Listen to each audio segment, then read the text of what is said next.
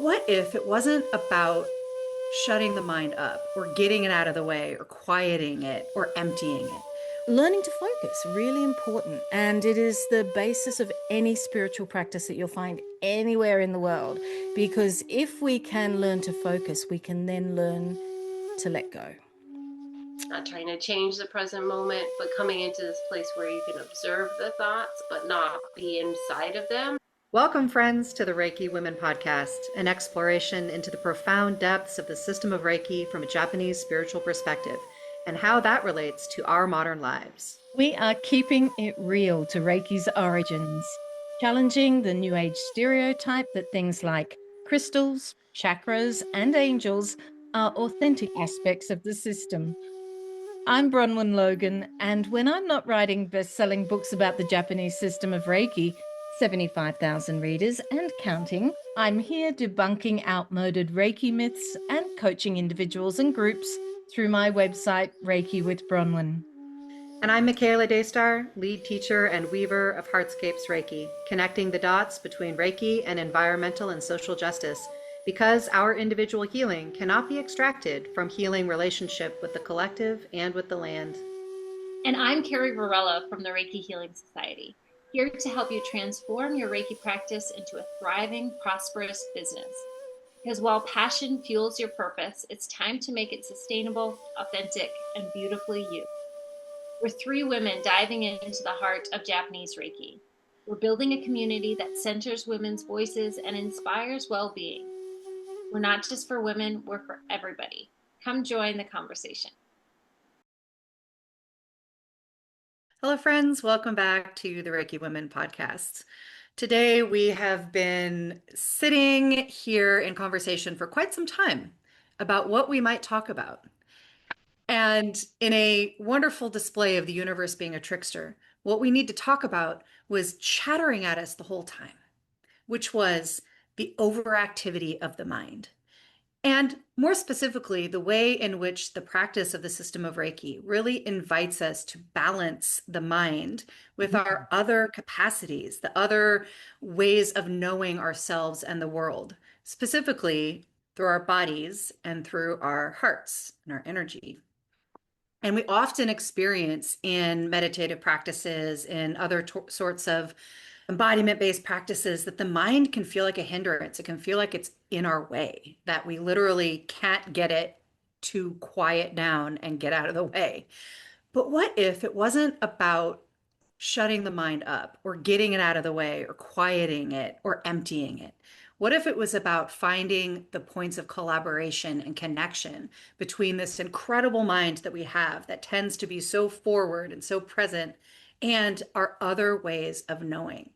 Well, in fact, the system of Reiki from its Japanese origins is intended to do just that, to integrate the San Mitsu, the body, the breath, the mind, the heart, in ways that bring us into our full capacity. So we wanted to talk about that a bit today, and I look forward to where the conversation takes us. And I'm going to pass it over to you, Bronwen, to help set the stage for us. Thanks, Michaela. I I do love this subject. I think that for almost every one of us, when we start practicing, that we have this idea of, when we talk about the mind, how do we actually get out of the mind? It just seems like such an impossible thing, because we are mind in a way, aren't we? It feels like we're mind. And thankfully, we have this concept of San Mitsu, so the three diamonds, where we can actually use different practices to help us move beyond the mind. Or how can I say, I had a student say it the other day. What did they say? Something like release to let go, I think might have been it. Just trying to find your in as to how you're going to get out of your mind and into other parts of yourself. Now, when we talk about getting out of your mind, it really is the chatter that we're talking about. If we think about meditation, we know that the first form of meditation, of any meditation that you'll ever do, is going to be about focus. You can always relate it back to that. So focus.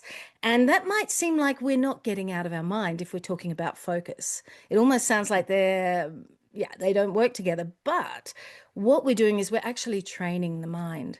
So all that chatter, we're training the mind to listen to us and to respond to us.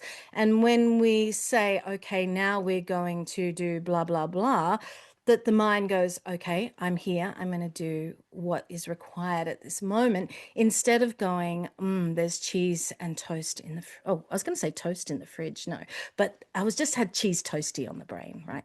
Whatever it is. See, there was my mind going off in a weird tangent. So learning to focus, really important. And it is the basis of any spiritual practice that you'll find anywhere in the world. Because if we can learn to focus, we can then learn to let go. So the mind is an incredibly important part of this. If I'm thinking about the mind, I'm thinking of as a teacher and trying to help students with this idea of getting out of your mind. I guess I would go to practices. There's a lot of different ways of seeing this. I mentioned San Mitsu, the three diamonds. So practices with that are probably, for me, I would consider them probably the most helpful ones, because if we think of the three diamonds, we have the body, we have the heart or the breath, we have the mind. We have these three areas, and it sounds like they're separate, but they're absolutely not, because not one of these could exist without the others. So if we have the mind, then what we want to do is we want it to come into balance with the other two elements. So we want it to come into balance with the heart and with the body. So getting these three elements working together and finding a balance that actually helps us to feel whole and complete, instead of feeling massively out of balance. And that is a state that, in all honesty, I think most of us are in 99.9% of the time. So we're looking for ways to try to find that balance, and using those three elements will be a fantastic starting place for us. Getting the mind into the body, getting the mind into the breath. One of the really easy ways of doing this that I use for my clients, for example, if they're having a treatment, is that when they lie down on a table, I get them to put their hands on their hara, so just below the belly button, and that is representative of the body. Okay, so that's the first one. And then we've still got the other two to go. Somehow we're going to try to get out of the head. And then I say to them to breathe in, so that's the breath, to breathe in down into their hara 3 times. I just use 3. 3 is a great number. It's giving them a boundary, something to work within. So if I just said breathe, they wouldn't know when to stop, start, whatever. I'm helping them with some instructions so that they don't have to think about it. And they know exactly what they're doing. So they're breathing in and down into the hara, into their hands. What does this do? It's such a simple practice. It gets them out of their head. It gets their mind into their hara. For me, you can do this yourself anytime, any place, anywhere. If you find that your brain is going on the fritz, placing your hands at the hara and breathing gently and deeply, naturally, don't force it down into the hara. And I think for me, that is probably the best practice that I've got for getting out of your head. How about you, Carrie? Such an interesting topic. I think there's so much emphasis sometimes about getting out of the head, getting into the body, getting into the heart. It's also really important to allow our practice to nourish our mind as well. So not neglecting the mind, not bypassing it or, ignoring it. But so some of the signs, I think, when we're in our head is inside of our mind, as we might be meditating or doing Reiki or whatever we're doing, is this rolling commentary. I wonder what this person would think about me doing this. Or in the Reiki session, it's you're talking with your friend about your experience of the Reiki session, but you're not in the session. There's this dialogue that's happening. There's this conversation that's going on in the head, distracting you from the present moment. And if you've never experienced this or if you've never dealt with this, try thinking about a time where you've been in conflict with somebody. Really in conflict with somebody. And there is this diatribe of conversation that tends to happen in the mind whenever that's happening in our life, right? So and if that conflict or that dialogue is very intense and heated, I think it shifts us into maybe a more traumatized place, a mental reaction coming from trauma.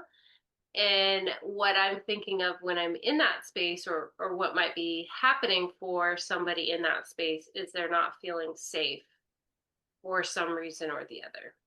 Or I know for myself, in terms of what I am choosing to focus on, my reptilian animalian brain wants to focus on the things that I feel will help me feel more safe. And so sometimes I know for me, it's like these more emotionally charged things that are happening in my life tend to take up more resources in my brain and my day than maybe the more lighthearted things that I also need to do and accomplish in any given day, right? So I think that's some of the questioning we should have when we're talking about what's going on in my mind today. And so some of the journey of getting out of the mind and into the heart or into the body should be about getting out of that dialogue, stepping into the present moment and experiencing it for what it is, not trying to change the present moment, but coming into this place where you can observe the thoughts, but not be inside of them, not be inside of the dialogue that's happening. And if the mind is super overactive, it's hard to feel the body. It's hard to feel anything that's going on internally or externally, right? These practices from Reiki that can help us, they help us, first of all, soften and relax the mind, help us enter a deeper state of rest and relaxation. So whether or not we're experiencing Reiki through hands-on healing or through Reiki meditation, ultimately I think that goal is to calm the mind, to relax the mind. And depending on the individual and the circumstances, that might be challenging for them. I had this experience of a specific type of meditation at a yoga festival recently, and I wish I could say the lineage it was from, but I think it was a form of Tibetan meditation. But in that meditation, the person who led the practice talked about how the mind is also a reflection of our heart. And it's actually, as much as we think it's all this mind going on, that inner turbulence can also be this emotional turbulence that sits underneath the mind and the thoughts. And so some of that journey from moving from the head to the heart is to acknowledge and sit with and be with that emotional turbulence. And that emotional turbulence is actually what is flaring up the mind, is activating the mind. Now, for me, I think one of the best ways to get out of my head is probably not a practice from Reiki so much as it is exercise and being in the body and sitting in a plank for 30 seconds. And you're like, it's really hard to think about all these things I'm fucking worried about right now, or the things that are stressing me out. I just have to be with my breath. I have to be with my strength. I can feel how, if I'm not activating my core, that's hurting my low back. And it immediately brings us into the body. And I think the longer we exercise, the more endorphins we get, the more we're able to separate from that drama and see it a little bit more deeply, be truly focused on the body. I think that all fits well within what you're saying, Bronwen. Sometimes we need different things to help us get out of that, especially if we're really stuck in a groove. Yeah. Something I've learned recently, which I absolutely adore, is what my teacher calls a 4-part check-in, and where we are intentional about checking into the body. How does my body feel? Now, that we can do that with the Hara breathing exercises. I think, Bronwen, a lot of times when I've experienced yours, the way you cue it is bring your mind down into the Hara, inviting the mind deep down into the belly and to be in that space and to give it that focal point. to feel the body and experience the body purely for what it is. And then the next level is checking in with the emotional body, and then the mental body, and then the spiritual body. And these four layers, we get into this deeper awareness of how all of these things are either interweaving for us, how they might be impacting our nervous system. I know I talked a lot about all of this, I think, really fascinating topics. I think all things that we all have experienced and have different methods to support ourselves and others in this. But I want to say that recently I have an account that I've been following on Instagram, and I forget what her name is. I think it starts with Stephanie, but she is a Qigong practitioner. She's a really accomplished Qigong practitioner, does some really incredible reels, and she talks about how ADD, how you'd see it through the lens of Qigong. And from the Qigong perspective, the key, the heavenly key, which is the key of the mind, is it's very fast moving and excitable. And when we work on cultivating that, we can cultivate it through imagination, through creativity, or if you've ever had that experience where you catch a creative thought and then that's all you want to put your energy and time into, she calls that the heavenly key. And that if we have ADD, we tends to have an abundance of that, and it is so excitable and fast moving. And especially if we're using energy practices and bringing it down into the heart, it can lead to an anxious feeling, over excitement.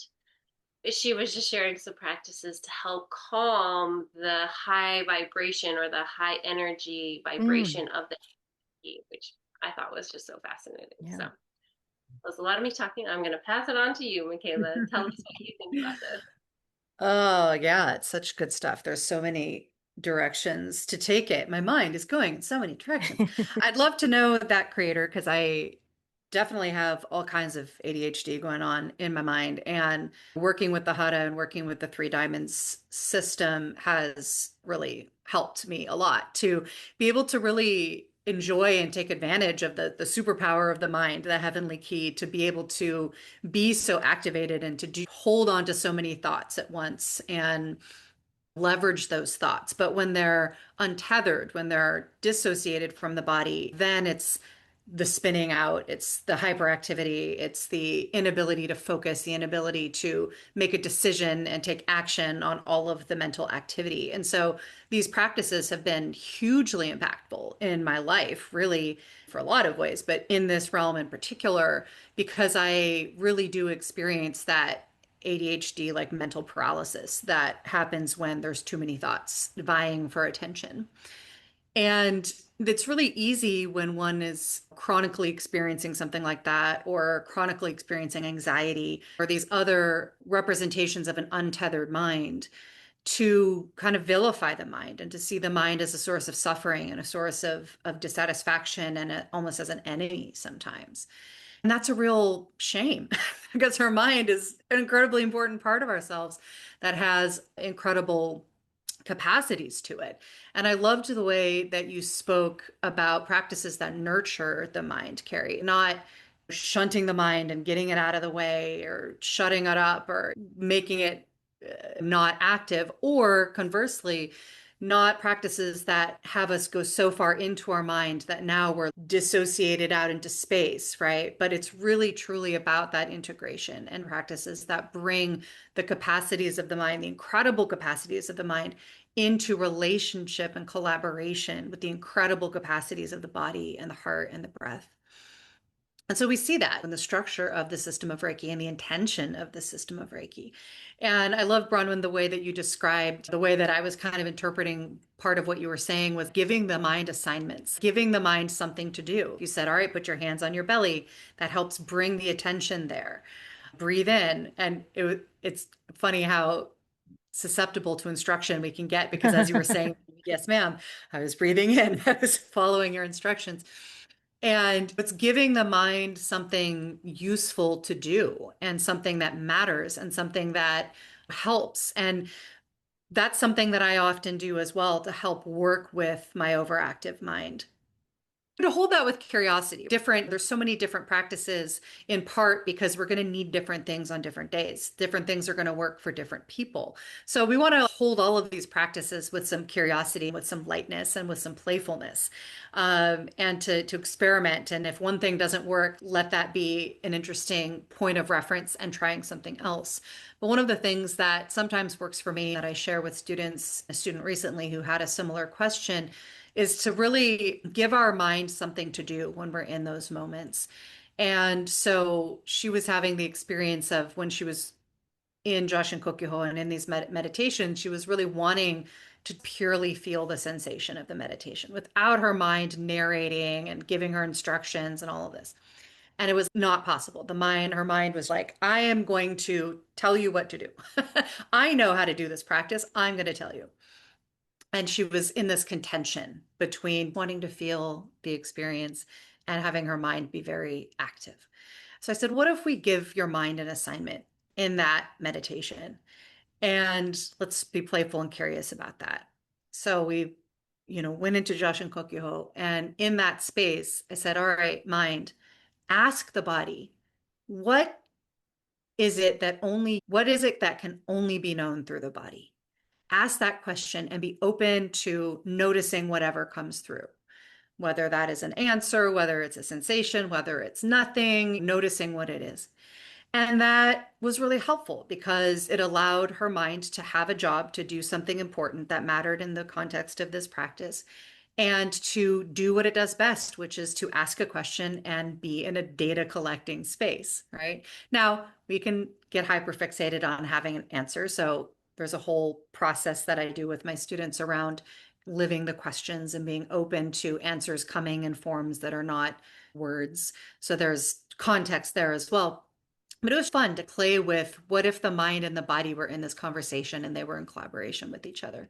There's other ways to give our mind assignments or to assure the mind that we're going to get back to that important thing that you're trying to tell me while I'm trying to do this other thing. Those intrusive thoughts that come in and say, hey, you need to be doing this. You need to be focused on this. And you're like, yeah, but I'm doing this right now. So stop it. It becomes this battle inside of our practice, which then feels like a failure of a practice, as opposed to I practiced and I worked with the tension that was there.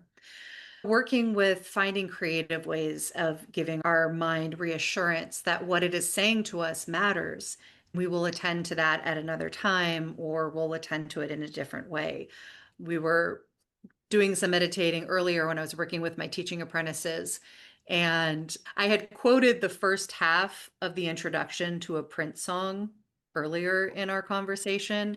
Anytime I say, we are gathered here, I just have to go into the preamble to Let's Go Crazy. Some of y'all know what I'm talking about. And it's this kind of preamble to the song. I'd said half of it. We went into our meditation.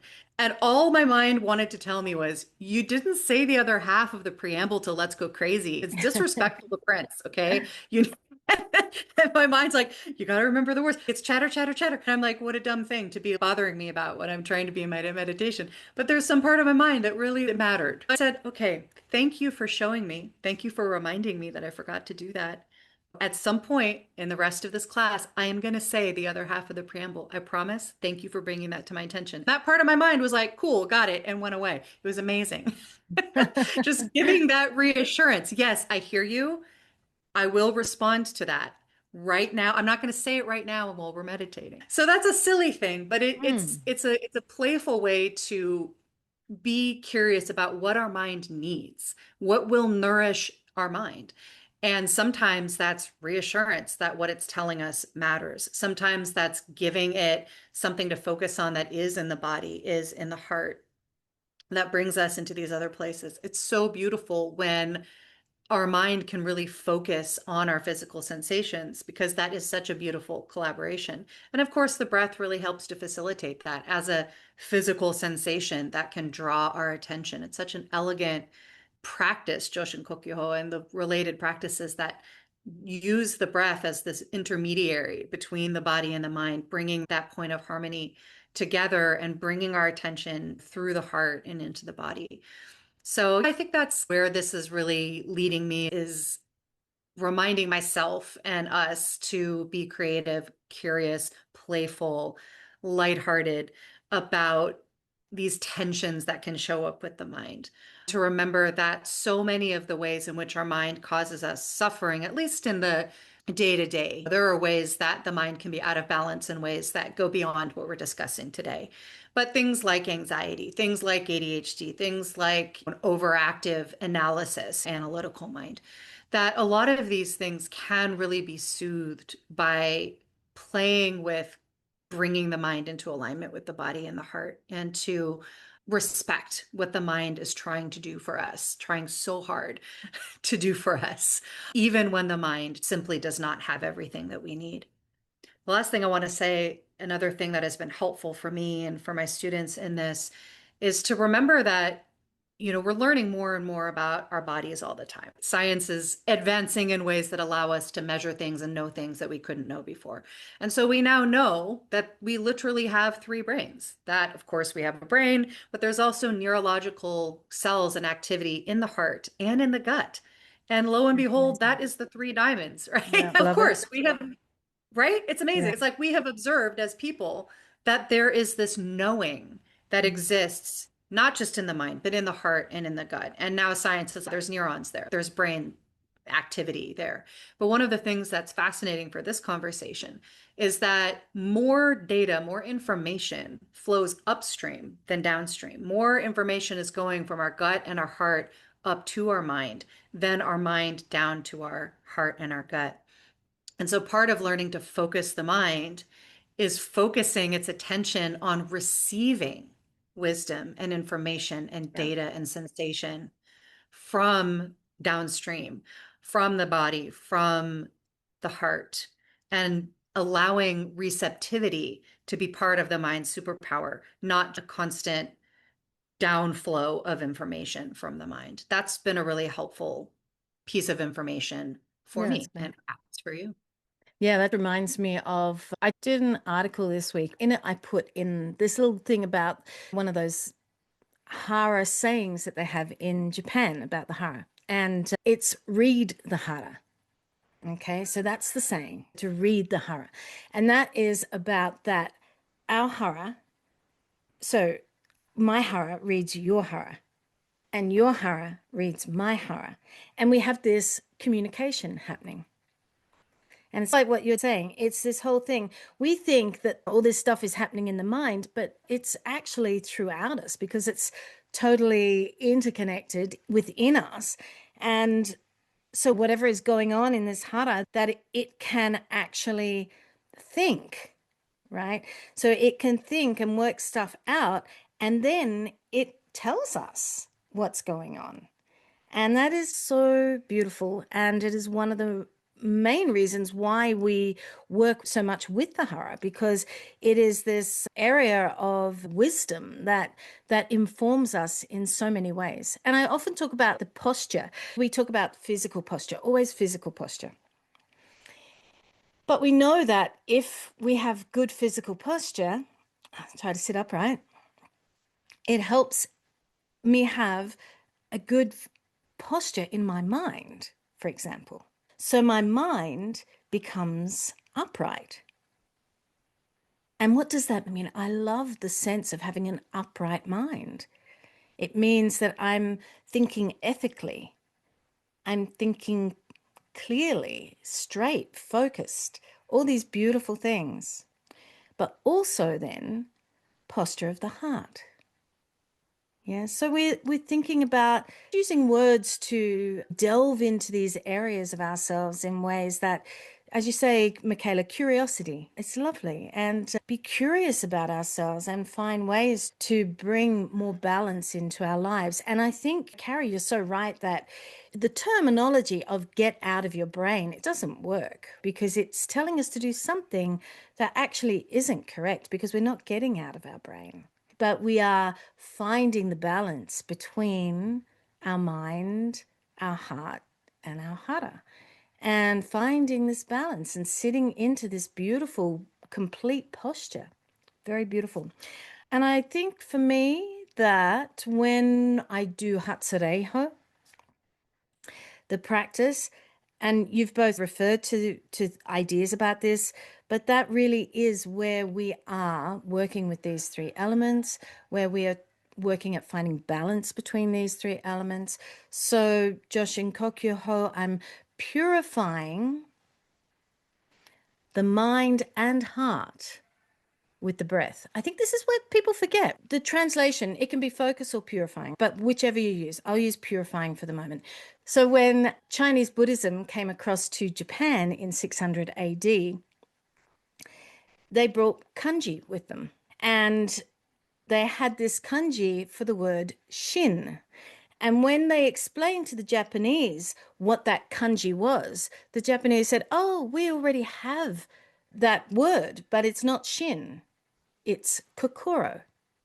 And they said, "Okay, well, that's the kanji for kokoro, but it's also the kanji for shin," right? So joshin is actually, it's a Japanese word. You can only use kokoro on its own. You can't put other things with it. You couldn't say jo kokoro, all right, in Japanese. You'd have to say joshin.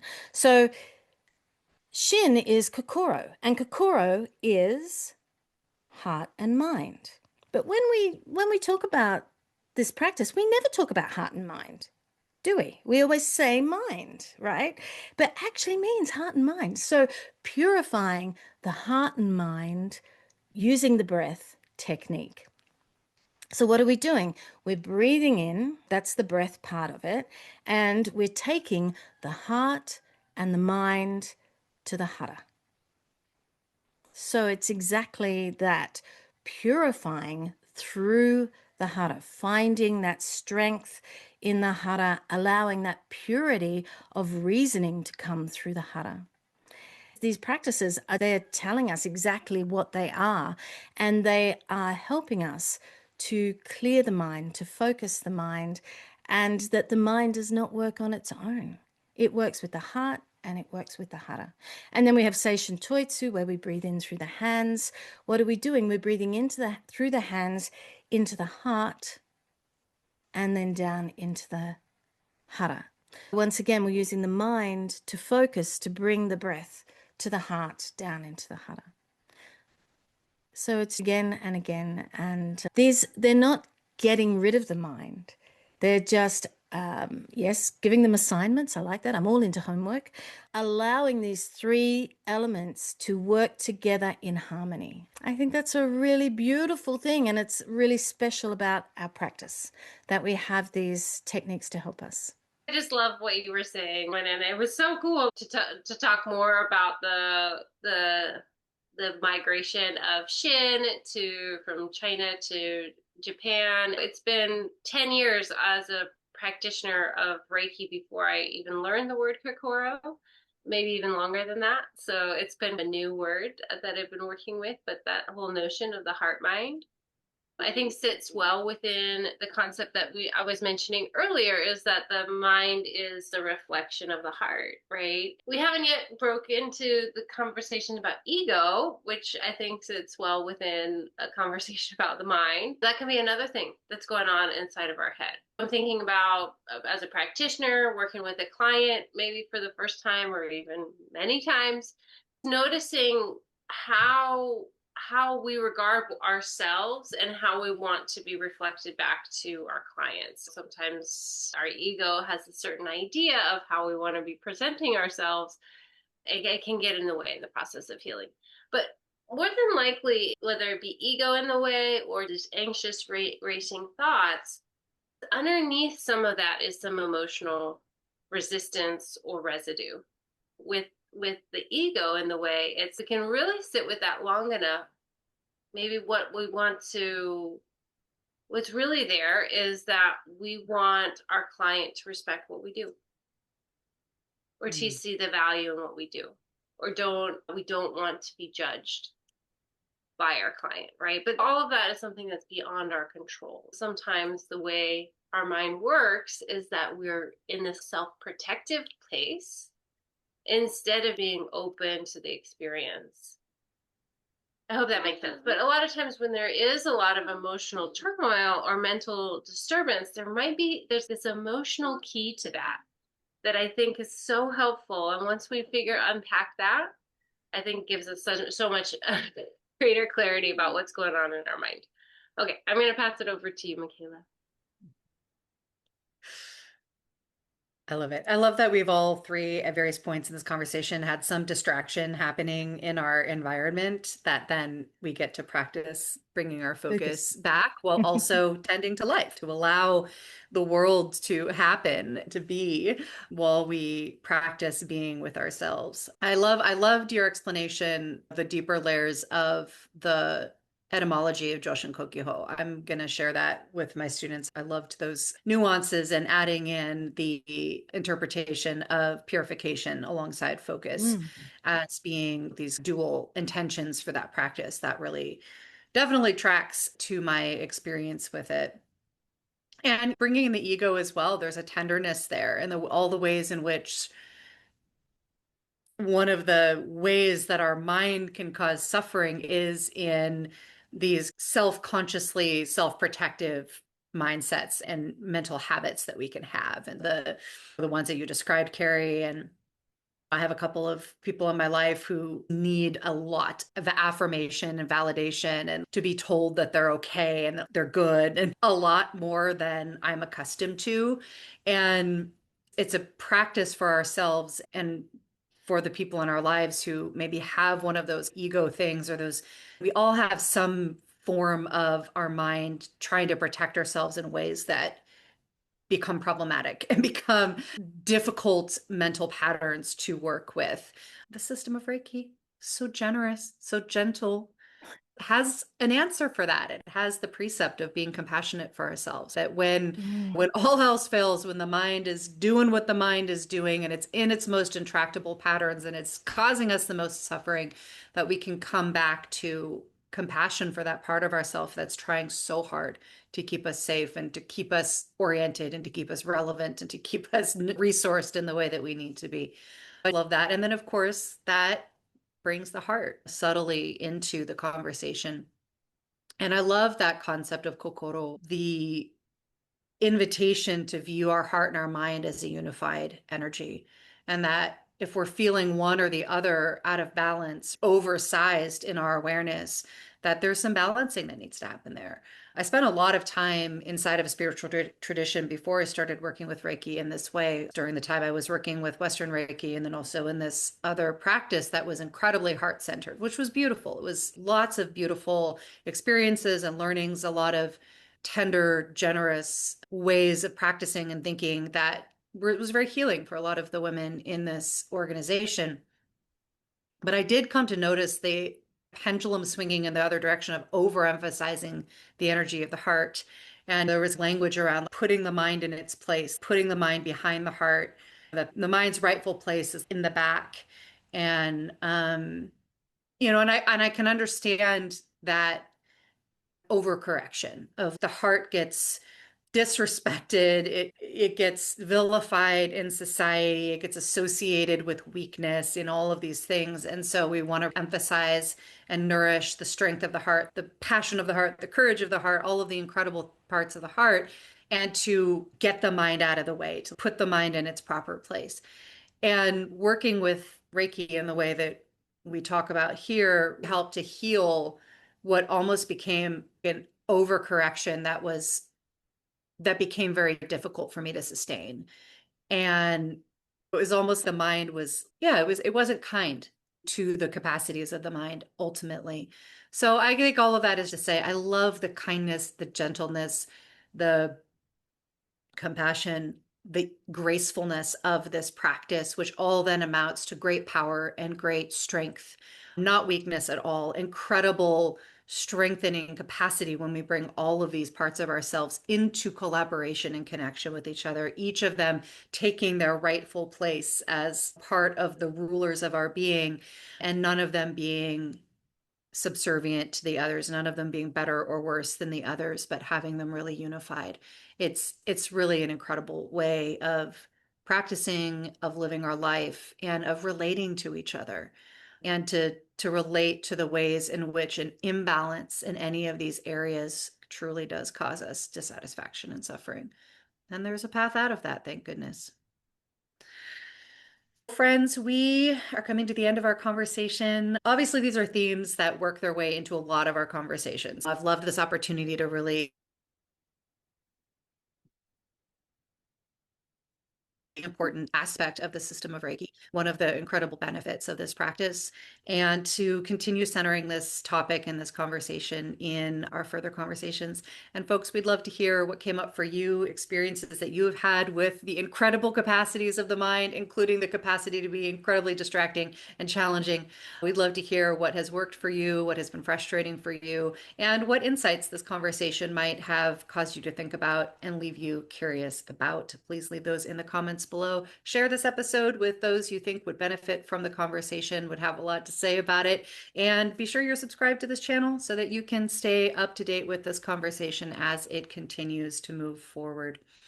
Thanks so much for being with us. We will be back with you next week with another conversation. And until then, we love you. Goodbye.